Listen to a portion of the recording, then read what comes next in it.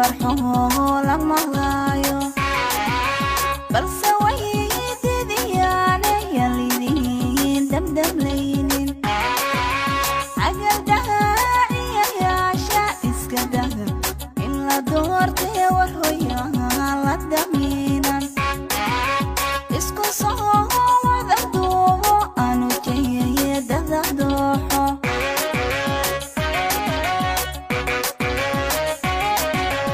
tani markii uu soo baxay bilowgii khilaafkii siyaasadeed ee dowladda federaalka Soomaaliya iyo dowlad goboleedyada dalka waxaa soo ifbaxday dhaqamo hor leh taasoo salka ku haysa ku takrifalka dakhliga dalka deeqaha caalamka iyo canshuuraha shacabka laga qaado kuwaas oo sifooyin qaldan ay u isticmaalaan hoggaanka sare ee dowladda federaalka Soomaaliya ee uu hogaamiyo Maxamed Cabdullaahi Maxamed Farmaajo howlaha ugubka ah ee ay dowladdan soo kordhisay waxaa ka mid ah bixinta laaluush toos ah oo la siiyo dadka ka aragtida duwan si ay u hirgalaan damacooda gaarka ah dhaqamadan waxay ka fuleen meelo kala duwan sida dowlad goboleedyada Galmudug Hirshabeelle iyo Koonfur Galbeed falkan waxaa garab socda handadaad iyo cagajugleen ku aadan haddii aad rabitaanka ka hor timaado in dhibaato ay ku soo gaarayso adigii ehelkaagaba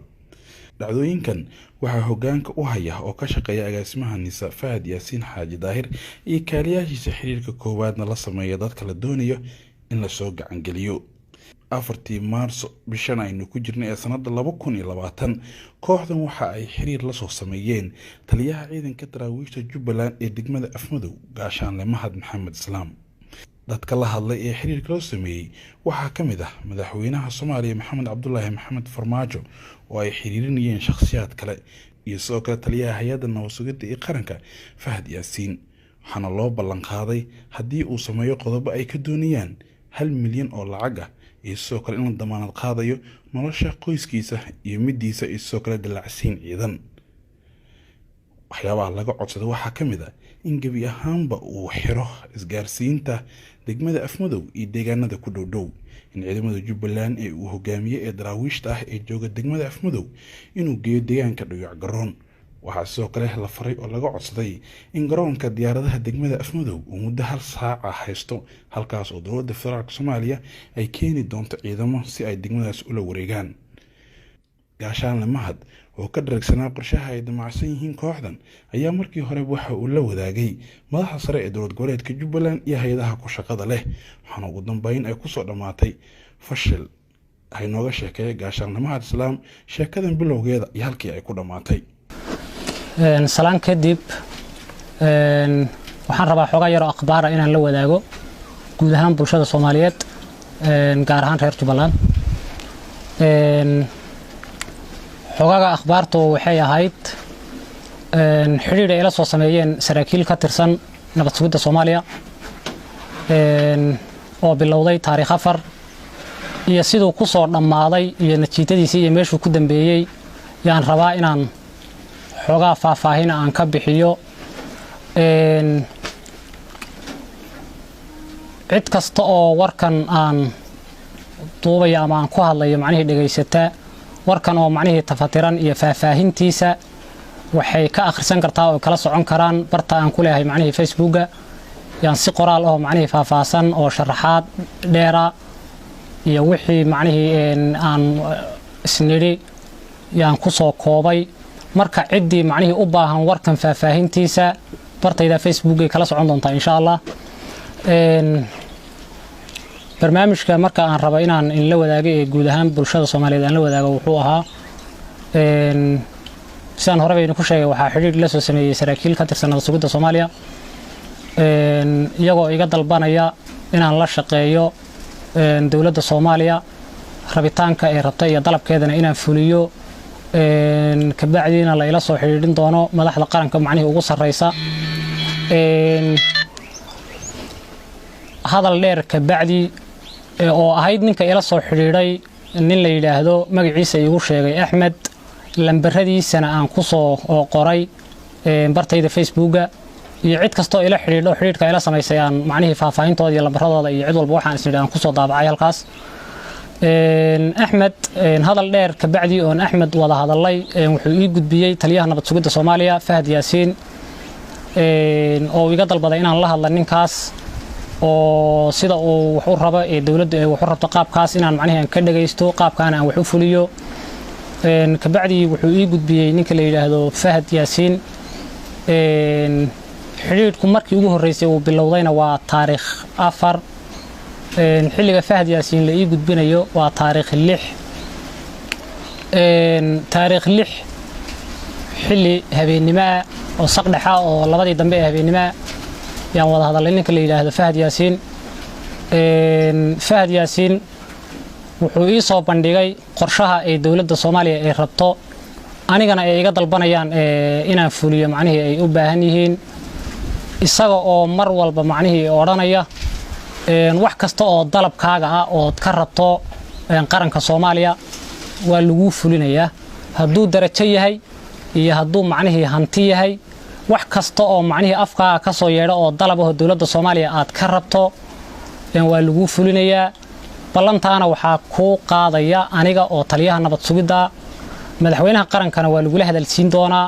isagana wixii dalacaadaada iyo darajadaada aad macnaheedu aad ka wada hadlaysaan qaab noocaas uu Fahad oo hawsha uu igu dhigay aniguna xilliga iyada waan la qaatay aniga oo raba inaan yoolkooda ay rabaan ay higsanayaan inaan ka gungaadho oo meesha ugu dambaysa ee macnaheedu hadafkoodu uu yahay macnaheedu aan soo taabto xilliga iyada Fahad Yaasiin qorshaha koobaad ee uu ii soo bandhigay waxay ahayd inay bixiyaan tashiilaadka ciidanka aan anigu mas'uulka ka ahay si loogu gacan geliyo ciidanka iyo hubka iyo gaadiidka aan hayo inaan dawladda dhexe macnaheedu aan u gacan geliyo kabacdiina aan gaadhsiiyo heer aan la dagaalamo macnaheedu maamulka Jubbaland aan ka hor imaado Fahad wuxuu yiri macnaheedu waxaan rabnaa ma hadow lambar 1 qodobku ila yimaadee koobaad waxaan rabnaa ciidankaaga inaad diyaariso shidaalka iyo tashiilaadka iyo mushaharka ciidanka iyo raashinkaba intaaba macnaheedu aan ka bixino inaad guurto oo tagta meesha la yiraahdo dhiyac garoon oo u maleynayo afmadow inay u jirto 150 kilomitir qiyaasaan meelahaasaan qiyaasayo oo xagga xuduudka ka halkaasaan rabnaa inaad macnaheedu aad tagto halka marka tagto waxa ku iman doona oo soo degi doona diyaarad helicoptera oo la socdaan niman saraakiil ciidana iyo injineero waxayna qiimeynayaan oo indhaynayaan meel laga dhiso garoon yar oo ay baldegi karaan diyaaradaha ciidanka lagu soo qaadi doona dhawaan injineeradaas markay ku yimaadaan qalabkii dhulka lagu hagaajin lahaa garoonka lagu xaaqi lahaa macnaheedu ay ku keenaan hadday suurtagal noqoto waxa laga diyaarinayaa meesha garoon yar oo macmala garoonka xilliga la diyaariyo ciidamada lagu keeni doona kabacdi ciidamada xilligii meesha laga soo dejiyo waxa dawladda u sahlanaan doonta oo sameeynayna inaan qabsano meesha la yiraahdo Diif Doobley ilaa iyo Raas Kamboni guud ahaan xuduudka oo dhan qorshaha koobaad ee Fahad uu ila yimaaday sidaas uu ahaa runtii qorshahaas waan ka cudur daartay waxaan ku iri macnaheedu qorshe kale oo la imaada laakiin qodobkaas isaga ah dhulkaas leedin haloo kacana masaafo noo jira marka barnaamij kale inaad la timaadaan baan ka dalbaday xilliga iyada inta kadib qorshihii labaad wuxuu u dhaceeyay waxaan rabnaa ma hadow inaad tagto meesha la yiraahdo Doobley intaad ciidankaaga diyaarsato aad guurto aad tagto meesha la yiraahdo Doobley riboodka Doobley inaad qabsato saasaan ka rabnaa ciidanka dawladana xilliga airportka Doobley inaan isticmaalo oo laga soo dego qorshaha aan rabna saas weeye sidaas ma samayn kartaaba iyo iga dalbaday ninka la yiraahdo Fahad xaqiiqiyan runtii qodobkaas waan ka cudur daashay waxaan ku yiri meesha la yiraahdo Doobley amar la'aan xagga Jubbaland macnaheedu hadda hadaan ku tago xilligan iyada waxa ku sugan madaxweynaha Jubbaland ammaankeeduna aad buu adag yahay goobta iyada ma tay karaan ku yiri waan ka cudur daashay kabacdi wuxuu ii sheegay in qorshe kale ay qaadan doonaan oo dib la igu soo noqon doono cabaar kabacdi markuu iga maqnaaday wuxuu igu soo celiyay qorshuu igu soo celiyay ninka la yiraahdo Fahad Yaasiin qorshahaas oo oranaya waxaan rabnaa ma hado barnaamijkii macnaheedu Dhoble loogu kiciyay iyo kii Dhuyac Garoon loogu kiciyay labadaba inaan ka baxno qorshaha dawladdu inay Kismaayo qabsato ama Dhoble qabsato ama ay qabsato meesha la yiraahdo Gedo waxa uga muhiimsan meel walba inaan qabsano meesha la yiraahdo Afmadow waxaan rabnaa qorshihii Afmadow in laga sameeyaan rabnaa oo Afmadow dhinacna loo dhaafin Afmadow sida ciidanka macnaheedu dawladdu uu ku soo gaari lahaa inaad sahasho inaad macnaheedu aan soo diro ciidamo diyaarado garoonka aad qabsato ciidankaaga laba meelood aad u qaybiso meel xirada difaac ay ka xidhato meel aad u tagto airportka ka bacdi aad isku daydo hal saac kaliya ay macnaheedu inaad nagu simi karto si aan airportka aanu isticmaalo runtii qorshahaas waa la qaatay saasaan ku heshiinay ka bacdi waxa la ila soo xiriiriyay oo ila soo xiriiray nin ka shaqeeya xafiiska madaxweynaha oo la yiraahdo Yuusuf Cadaani la yiraahdo runtii lambaradiisa waxaan ku soo qoray bartayda Facebooka iyo cid kasto ila soo xiriirday iyo wixii aan isla bartaasaan ku soo daabacay oo mar walba cid rabta inay warkan ka bogato halkaas kala socon kartaa Yuusuf isagoo ii sheegay inuu ka socdo xafiiska madaxweynaha in cadeynaya inuu ku faraxsan yahay madaxweynuhu arintan mar walbana uu arintan madaxweynuhu wax kasta oo dalbato oo dalab oo xagga ka yimaada inuu dawladdu fulinayso hadal aan dheeron Yuusuf hadalay ka bacdi wuxuu igu geeyay telefonka oo igu yiri waxa ku rabaa madaxweynaha raba inuu kula hadlo madaxweynuhu telefonka igu geeyay xilli habeena oo malaynaya qiyaasaan ahayd 7 saac oo habeenimo saq dhexe madaxweyne Farmaajo wuxuu yiri isagu hadallo kooban buu yiri hadalkiisu ma badnayn marka koobaad wuxuu igu salaamay General Mahad waan ku salaamay runtii General lamaan ahayn anigu darajadaydu waxay ahayd gaashaanle madaxweyne Farmaajo marka wuxuu yiri General Mahad waan ku salaamay wuxuuna ii sheegay barnaamijkaas haddii go'aanada nabad sugidda qaranku ay ku soo gudbiyeen aad qaadato oo sida uu yahay aad u fuliso wax kasta oo macnaheedu dalabaada oo xaggaaga ka yimaada qaranku ku sameeynaya wax kasta oo fariin ama aniga aad iga baahan tahay waxaad u soo gudbinaysaa oo la soo socodsiinaysaa ninka la yiraahdo Yuusuf yaa la soo socodsiinaysaa lana shaqee nabad sugidda iyo Fahad Yaasiin go'aanadooda haddaad fulisana qaranku amal gudbu ku siin doonaa madaxweyne Farmaajo intaasaan isniri kadib waxa sii socday xiriirkii noo dhaxeeyay aniga ninka la yiraahdo taliyaha nabad sugidda Fahad Yaasiin wuxuu ii sheegay oo igu yiri waxaan rabnaa adiga mahad shakhsiyan inaan ku siino lacag 1 milyan oo kaasha 1 milyan oo dollar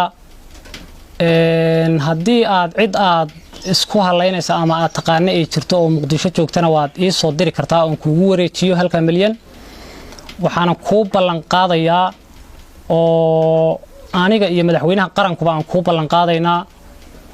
inaan adiga iyo reerkaagaba Turkiga aan guriga kaaga iibino lacagta 1 milyan aan ku siino intaasaan ku ballan qaadaynaa bi ugu yiri wax kasta oo codsato oo naga codsatana waan ku fulinaynaa waxaan ka rabnaa inaad macnaheedu nin sargaal oo qarankiisa u shaqeeya aad noqoto mana rabno ciidan ahaan Jubbaland inaad macnaheedu ciidanka qaab qabiil aad u dhisnaataan waxaan rabnaa macnaheedu qaranka inaad la jaan qaadaan ma doonayna inaad macnaheedu ciidanka Jubbaland uu noqdo ciidan macnaheedu qabiil sida Somaliland oo kale iyo Puntland oo kale sidaas oo macnaheedu carabku macnaheedu uu igu dhuftay runtii ani iyo Fahad macnaheedu sheekadiina dhex martay way farabadneed way sii socotay wuxuu ii sheegay qorshahan inaan fuliyo afgambiga taariikh 10 oo ku beeganayd maalinta taariikh 11 oo ku beeganayd maalinta Arbacada ah inaan qorshahan aan fuliyo qorshaha macnaheedu qaabka loo fulinayo wuxuu ahaa Fahad Yaasiin uu jeexay in xilliga qorshahan la fulinayo guud ahaan macnaheedu la jaro ruudka anteenada afmadow oo laga jaro macnaheedu afmadow laga damiyo guud ahaan wixii ka hooseeya afmadow ee macnaheedu qooqaani iyo taabta dhoobley iyo diif hoosingo intaas oo dhan macnaheedu anteenadooda in laga damiyo meesha la yiraahdo afmadow ka bacdina horay waxa u jirtay in la ii weydiiyay macnaheedu inaan haysto turaayada macnaheedu satellite-ka macnaheedu ku shaqeysa aan una sheegay macnaheedu inaan haysto turaayada xilliga anteena la daminayo wuxuu ii sheegay inaan ka xiriirno turaayada inaan ka wada soconno oo turaayada ka wada xiriirno deegaankuna macnaheedu nadwaalaan ilaa xuduudka uu noqdo iyo dhulka macnaheedu madaxweynaha Jubbaland uu joogo uu nadwaagu uu ka go'o taariikhdu markay ahayd taariikh 9 waxa dhacday hadaba inuu yiri macnaheedu waxaan ku soo diraynaa kharashkii aad ku fulin lahayd shaqada iyada tasiilaadkii baan ku soo diraynaa waxaan u baahanahay intaan kharashka aan soo dirin inaad dirsato kaarka turaayada oo meelihii aad ka soo gadan jirtay aad u dirsato waxay soo direen lacag $3,000 ah rasiidkeeduna ka yahay yay soo direen $3,000 waxay ugu tala galeen macnaheedu inaan ku dirsado kaarka turaayada oo turaayadiina waatan weeye aan ku shubto si dhawaan markii nadwaagu uu go'o macnaheedu aan uga wada hadalno turaayadan ka bacdi haddana maalintii ka dambeysay waxay soo direen lacag $80,000 ah rasiidkeeduna waata iyadana waa $80,000 si fiicanna waxaad uga fiirin kartaan warqadda macnaheedu bartayda Facebook-ga $80,000 bay maalintii dambana soo direen ka bacdi xawaalada lacagtii waan ka soo qaaday 3,080 total ahaan waxay isku noqotay $83,000 waxaanan si toosa ugu wareejiyay wasaaradda maaliyadda Jubbaland yaan lacagtii u gacan galiyay xaqna u lahayd system ahaan inay iyadu maamusho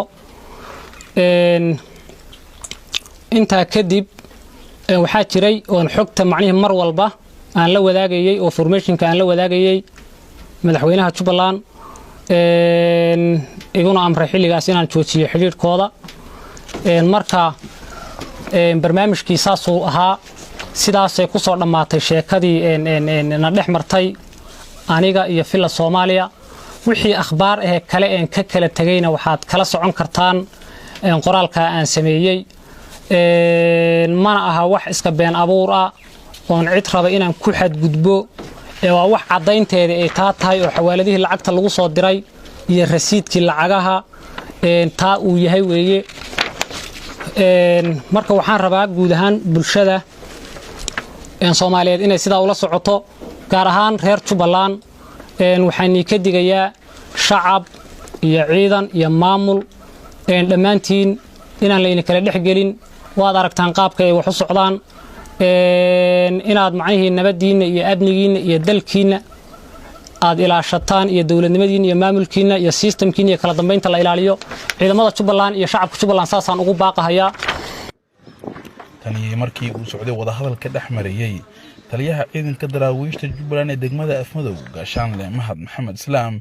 iyo saraakiisha ka socotay hay'adda nabad sugidda qaranka iyo madaxda sare ee dowladda federaalka Soomaaliya waxyaabaha loo sheegay taliyaha waxaa ka mid ahaa in haddii uu fulin waayo dalabaadka ka imaanaya saraakiisha sare ee dowladda federaalka Soomaaliya iyo xafiiska hay'adda nabad sugidda isirdoonka qaranka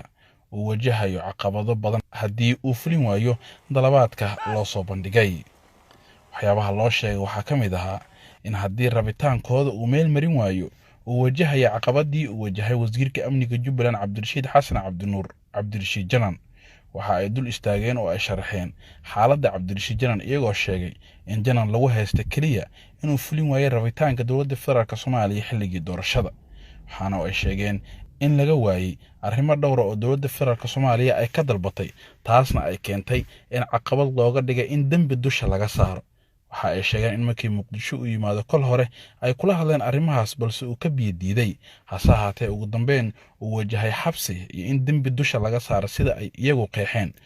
waxaana ay fariin dadban u direen taliimahadu ay leeyihiin haddii heshiiska naga aad diido waxaad wajahaysaa caqabada hadda uu wajahayo wasiirka amniga Jubbaland Cabdirashiid Xasan Cabdinuur oo ay dusha ka saareen dambi uusan lahayn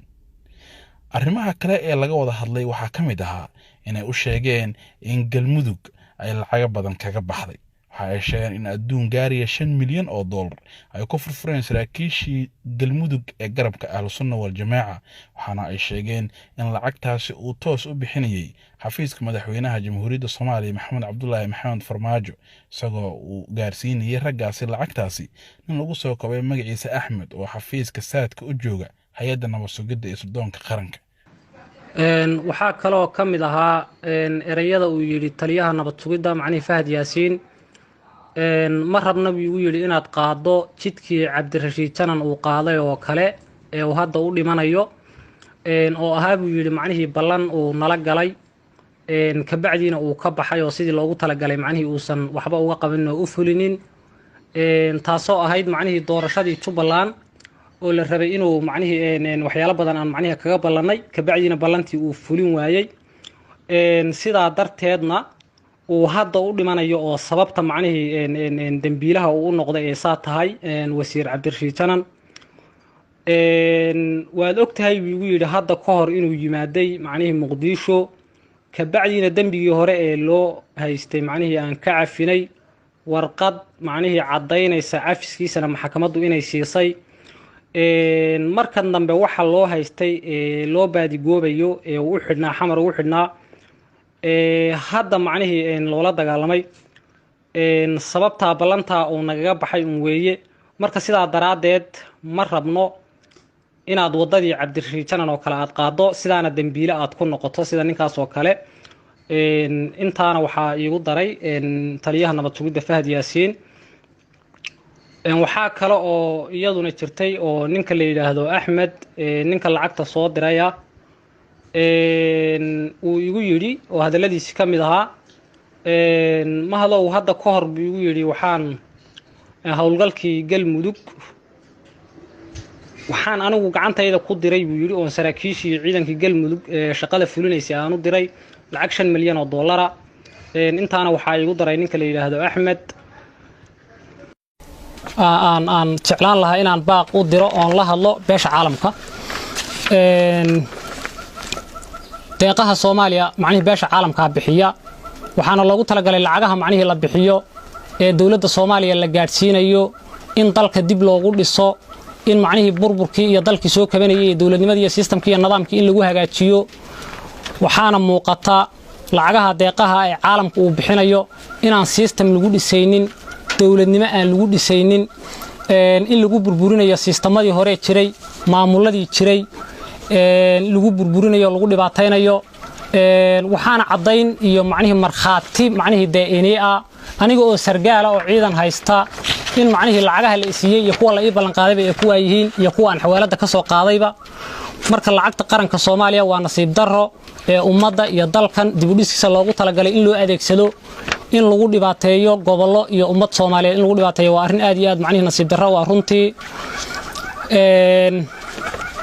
waxaana aad iyo aad macnaheedu ii cuntami weyday oo xaqiiqiyan ruux damiir la wuxuu qaato aan ahayn afmadow 9 sano ka hor baan macnaheedu al-shabaab aan ka xoreynay dadkii ku xoreeyay baan 9 sano ka hor al-shabaab aan ku jiray 9 sano afmadow baan joogay oo difaaceeda ku jiray waxaan diyaar u ahaa ama aan difaaca afmadow ugu jiray inaan shacabkayga iyo bulshadayda aan ka difaaco cadawaas al-shabaab ee naxariislaawayaasha dal iyo dad midnaba aanu aabayeelaynin aniga oo difaaca ku jira oo dadkaygii iyo dalkaygii diyaar u ah habeen iyo maalin inaan al-shabaab ka difaaco 9 sano ka hor afmadow ku xoreeyay al-shabaab inaan haddana macnaheedu la ii adeegsado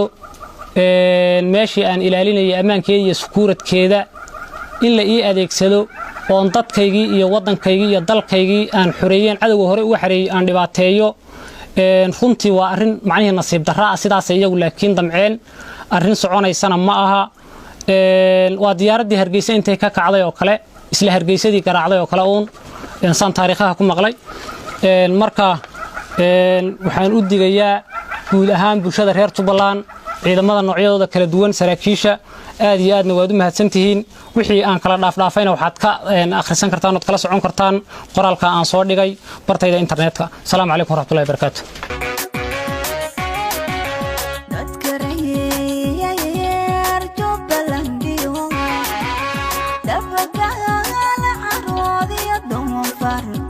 فرحه لما لايو بلسه ويدي يعني يليدين دمدم لينين عقل داعي يا شائس كده إلا دورتي ورويا لدمينا اسكو صهو وذدوه أنو جيه دذدوحو